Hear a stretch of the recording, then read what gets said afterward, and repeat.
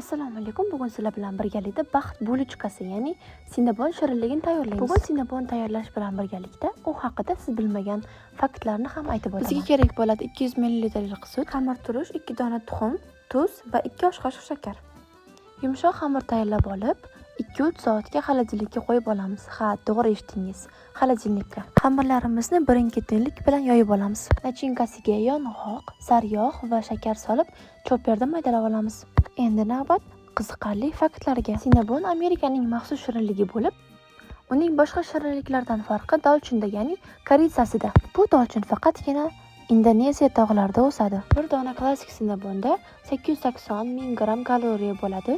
Shu sababli uni baxt bulochkasi deyishadi.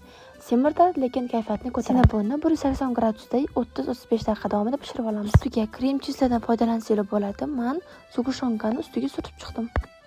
Nega aynan dolchin ishlatilgan? Chunki dolchinning shirin va xushbo'y hidi juda tez tarqaladi.